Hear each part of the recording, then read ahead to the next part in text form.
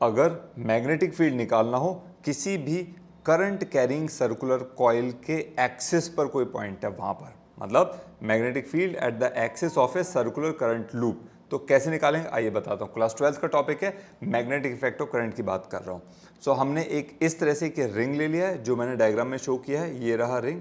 इस रिंग में current flow कर रहा है, ये M एक पॉइंट है रिंग के टॉप में मैंने लिया, N इसके जस्ट डायमेट्रिकली ऑपोजिट एक पॉइंट N लिया है। तो मैंने करंट का डायरेक्शन इस तरह से अज्यूम किया है कि ये रिंग से मुझे करंट M से निकलता हुआ N की तरफ जाता हुआ दिखा रहा है। दैट मीन्स लेट्स से मैं आपको दिखाता हूँ, ये M है, यहाँ से करंट आ रहा है और इस तरह से N पे जा रहा है, right. I am showing you, M से N पे जा रहा है। सो M से N पे जा रहा है, this is what I am doing. मुझे ऐसा दिख रहा है, आपको जस्ट ऑपोजिट दिख सकता है बिकॉज ऑफ द कैमरा, क्योंकि फ्रंट कैमरा मैं यूज कर रहा हूँ। नाउ आगे चलते हैं।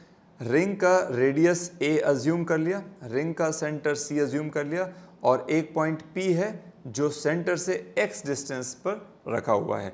P पॉइंट पे हमें मैग्नेटिक फील्ड निकालना है इस पूरे रिंग की वजह से, ये पूरा हमारा गोल है। अब एक काम करते हैं, इस रिंग का M पॉइंट जो टॉप में मैंने लिया है, ये रहा M पॉइंट, यहाँ पर एक करंट एलिमेंट इस तरह से DL हम करंट एलिमेंट ले लेंगे।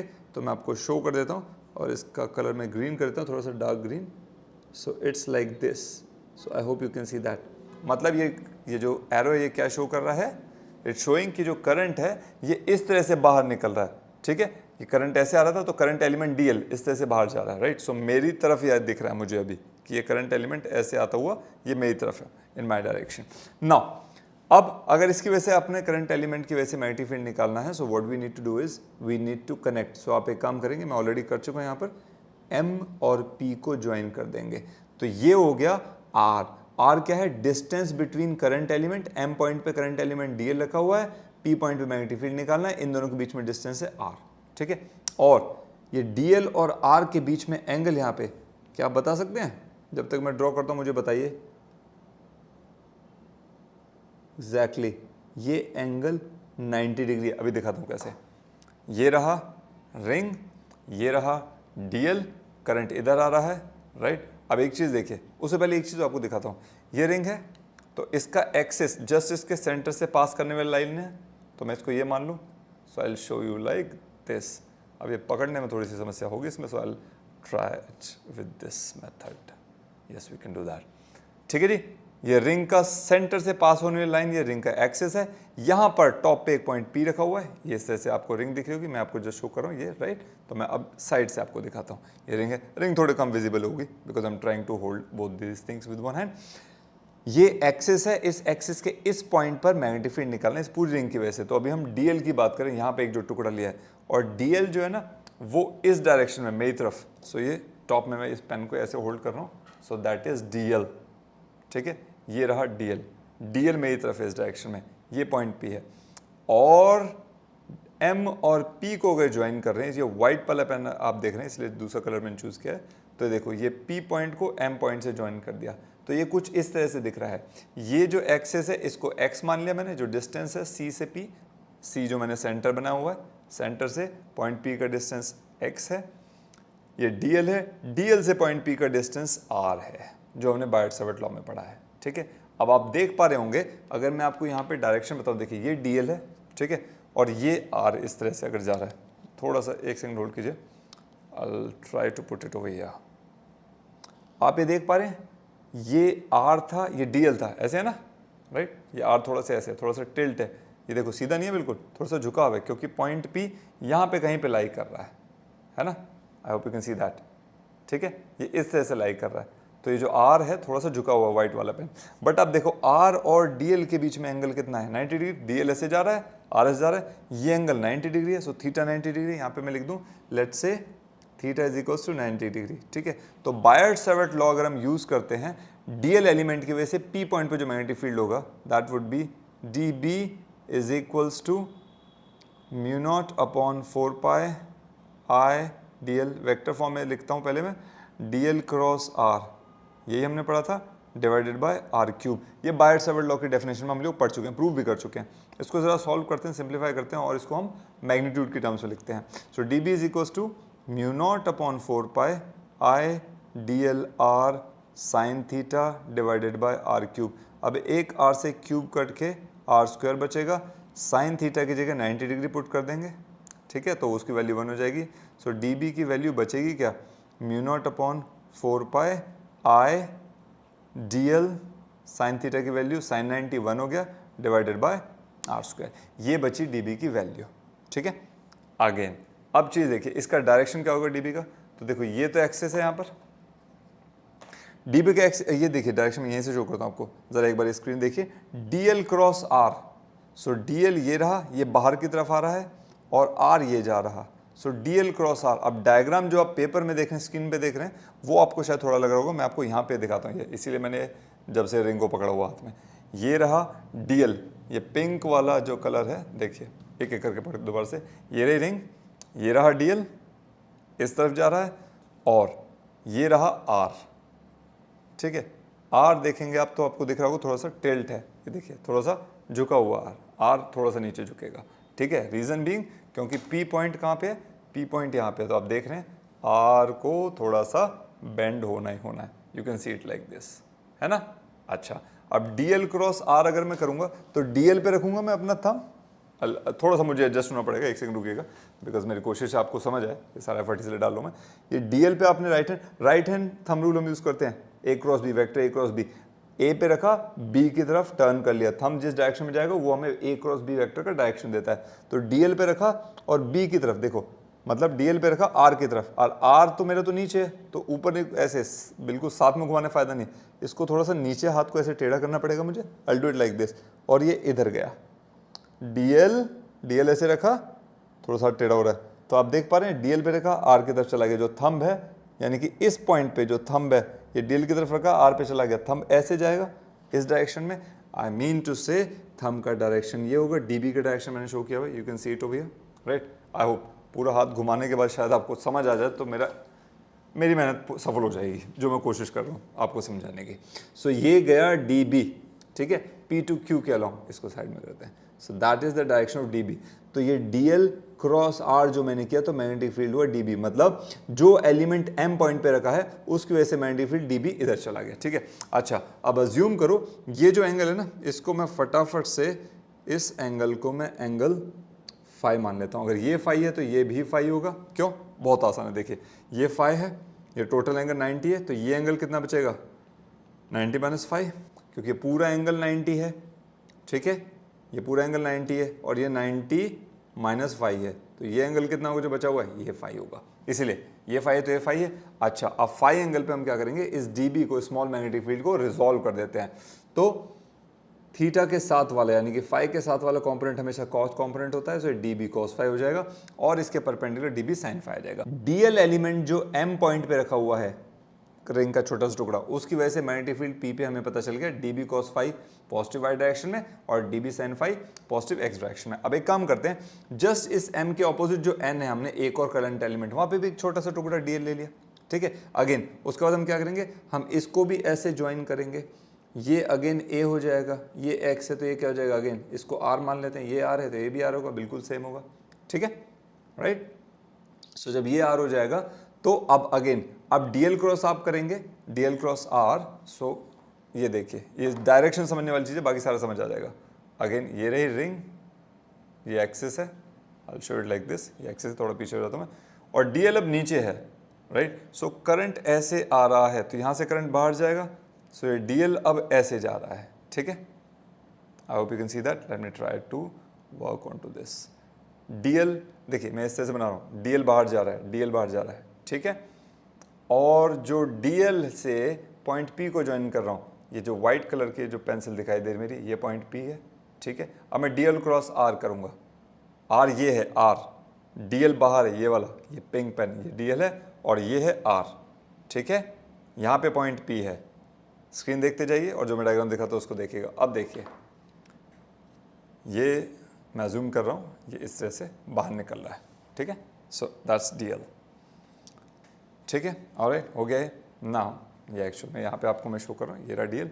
अब जो पॉइंट आर था, जिसको मैं होल्ड कर लूँ एक बार यहाँ पे, ये देखिए ये डीएल इधर जा रहा है और जो पॉइंट पी था वो यहाँ पे था, मतलब आई will show you like this, ये रहा इसका एक्सिस यहाँ पे। ठीक है, सो जो आर होगा वो कुछ इस तरह से होगा, टिल्ट होगा, ऊपर की तरफ होगा। I am talking about this, R ये होगा, ठीक है। अब डीएल क्रॉस अगर आर करेंगे यहाँ पे, सो ये थोड़ा सा पकड़ने में थोड़ी सी चैलेंज आएंगे इसको, I will show you again. So ये बन जाओ प्रभु, बन गए डीएल, राइट। सो अब डीएल क्रॉस आर करना पड़ेगा मुझे, ठीक है। आप देखिए मैं डीएल क्रॉस आर करूँगा, डीएल पे रखा और आर की तरफ लेके जाएंगे तो थंब इस डायरेक्शन में जाएगा, मतलब ये आप खुद ट्राई करके देखिएगा, क्योंकि यहाँ पे मैं इसको शो नहीं कर पा रहा हूँ 3 डायमेंशन में, बट ये अगर आर हो जाएगा, जैसे आर ये था, डीएल बाहर जा रहा था तो ये अपवर्ड डायरेक्शन हुआ, अभी डीएल इधर जा रहा है, आर इधर आया है, तो ये जो मैग्नेटिक फील्ड है इस डायरेक्शन में आएगी। तो मैं यहाँ पे इसको लिटरली पेन से ड्रॉ करके दिखाता हूँ आपको, और मुझे बताइएगा अगर आपको क्लियर हुआ या नहीं हुआ, कैसा रहा, व्हाटएवर इट में भी। इसको अगर हम आर अज्यूम कर लेते हैं और इसका ना एक काम करते हैं, इसको हम डॉटेड लाइन से प्रेजेंट कर देते हैं, तो ये भी आर हो जाएगा, ठीक है। मैं यहाँ पे लिख देता हूँ दिस इज अगेन आर, इसको एक सेकेंड, इसको थोड़ा और बेटर रख देते हैं, that is R it goes over there, ठीक है।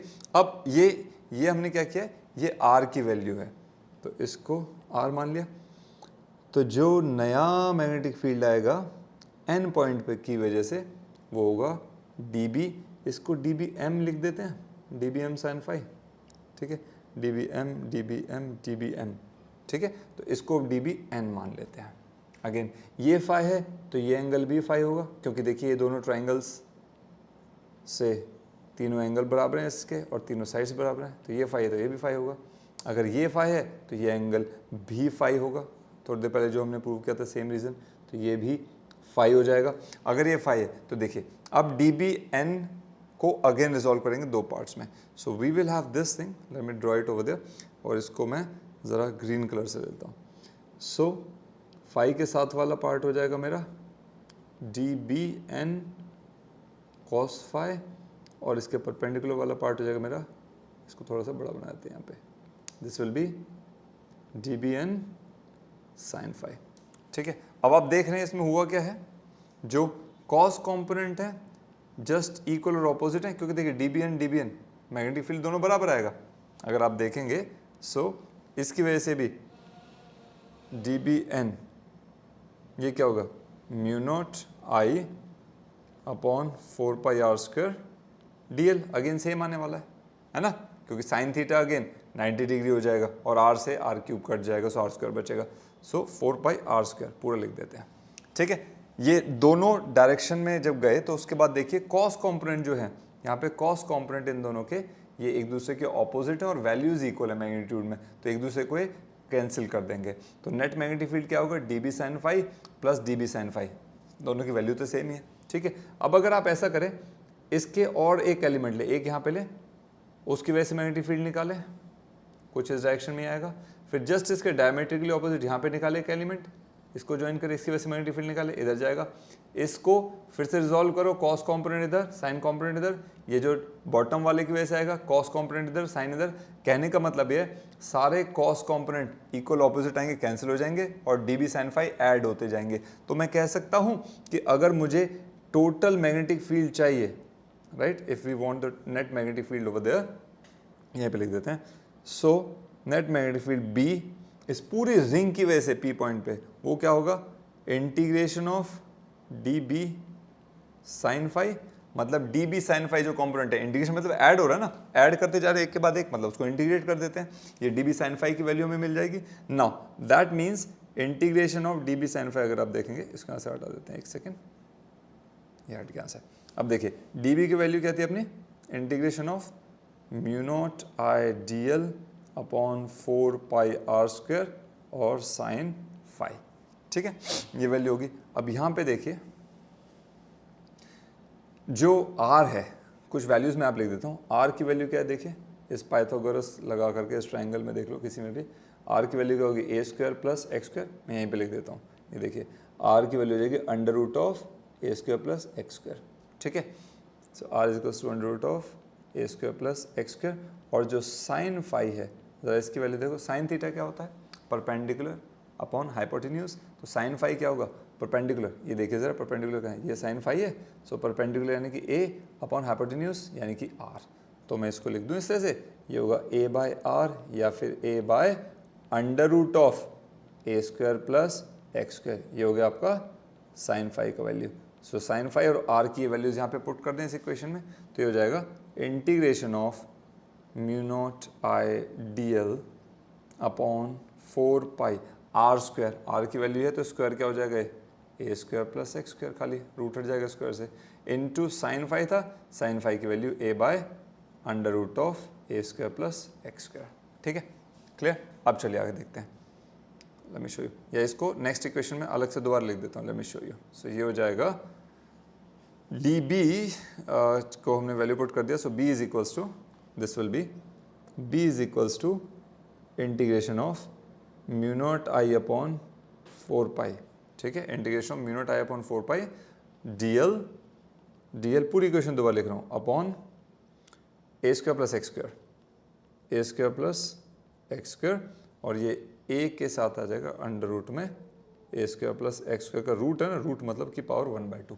We can work on to this. ठीक है ना, अब इसको सॉल्व करते हैं आगे।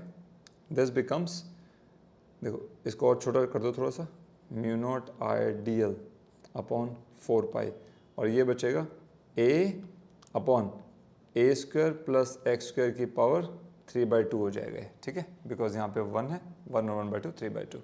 अब ये सारा कांस्टेंट है, बाहर जाएगा, इंटीग्रेशन बचेगा केवल डीएल का, यानी कि mu naught I A upon 4 pi A square plus X square की पावर 3/2 इंटीग्रेशन ऑफ डीएल। अब डीएल का इंटीग्रेशन क्या होगा, ये देखिए ज़रा, डीएल का इंटीग्रेशन क्या होगा यहाँ पे, DL plus DL plus DL plus DL plus DL plus DL plus DL, क्या होगा, सारा डीएल का इंटीग्रेशन मतलब छोटा छोटा डीएल का इंटीग्रेशन क्या होगा, एल हो जाएगा, यानी कि पूरा सरकमफ्रेंस इस रिंग का। तो मैं यहाँ पे इसको लिख देता हूँ, integration of D L would give me the answer equal to, ये हो जाएगा mu not I D L A by 4 pi A square plus X square की पावर 3/2, और यहाँ पर हो जाएगा 2 पाई आर। डीएल का इंटीग्रेशन पूरी रिंग की लेंथ होता है उसका सरकमफ्रेंस। अब ये देखो, पाई से पाई कैंसिल हो जाएगा, 2 से 2, और हमारे पास आंसर आ जाएगा, और 4 पाई ए होगा, सॉरी ये क्योंकि रेडियस तो ए माना है ना रिंग का जी। तो ये हो जाएगा हमारा म्यू नॉट आई ए, और यहाँ से डीएल जा चुका है, सो ये डीएल यहाँ से हटा देंगे। ठीक है, ये बचेगी वैल्यू आपकी। So mu naught I A upon, ये हो जाएगा आपका, ये ए स्क्वायर हो जाएगा यहाँ पे, है ना। एक सेकंड इसको चेक कर लेते हैं, 2 पाई, दैट्स राइट, एक ए ये रहा, एक ये रहा, ए स्क्वायर हो, mu naught I A square, और नीचे I am just making sure कि मिस ना हो जाए, ये हो जाएगा 2 बचेगा, और यहाँ पे बचेगा A square plus X square की पावर 3/2। तो this is what we will have over there. ठीक है, अपने पास हो जाएगा। अब एक काम करो, ये वैल्यू अपनी हो जाएगी आपकी जो फाइनल आई है, mu naught I A square upon 2 into A square plus X square.